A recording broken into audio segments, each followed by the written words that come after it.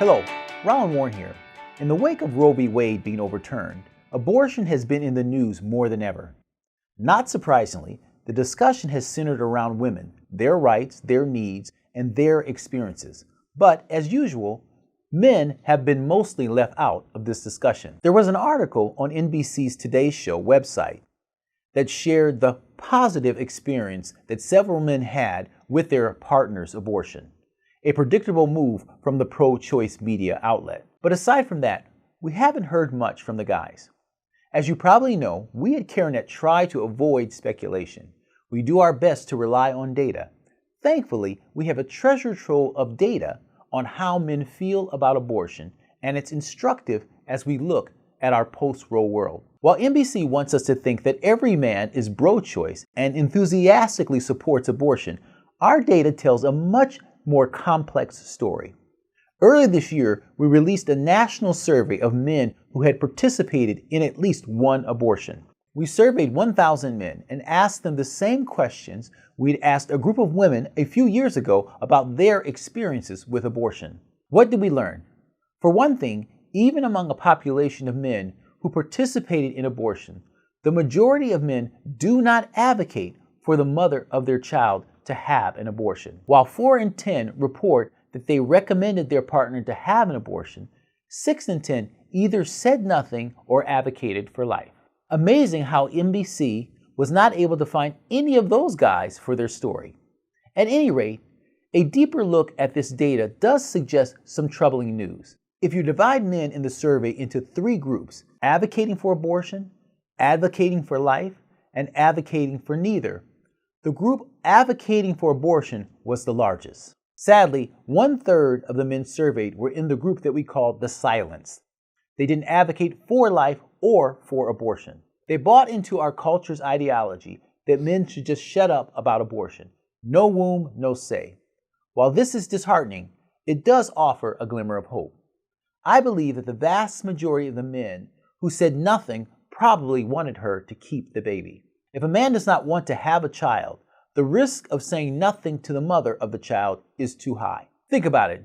If he doesn't want the baby, he will be responsible for child support and other things. In other words, if he wants her to have an abortion, it is likely that he would have told her so. Indeed, silence is costly.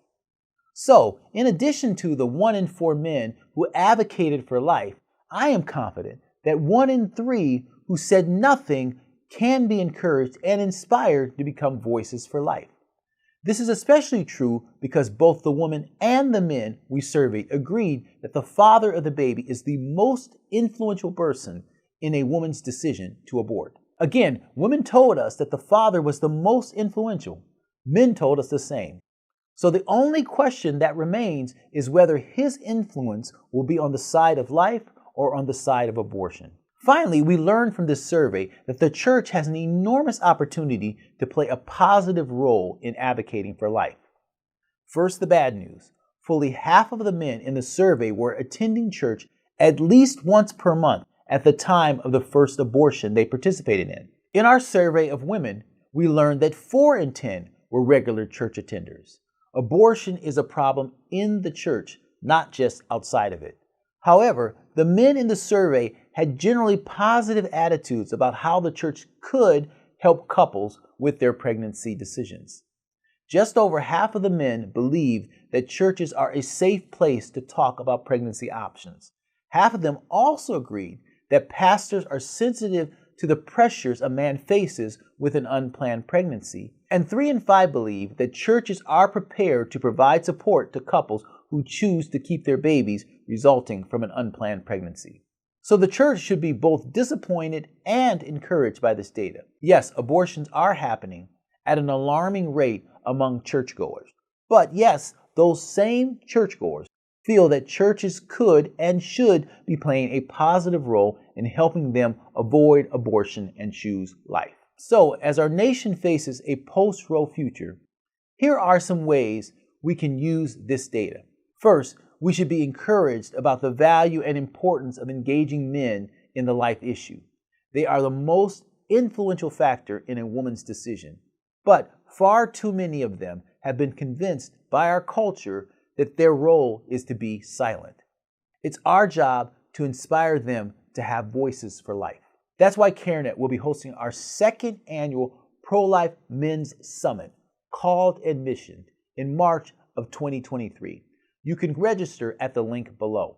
Second, this data provides all the evidence that we, the church, need to mobilize ourselves to serve women and men faced with difficult pregnancy decisions. The church is at the nexus of this issue, and remaining silent is no longer an option. That is why CareNet created Making Life Disciples, a small group study to equip churches for pro-life ministry. Please go to makinglifedisciples.com to learn more. Until next time, may God bless you daily as you serve Him faithfully in all you do.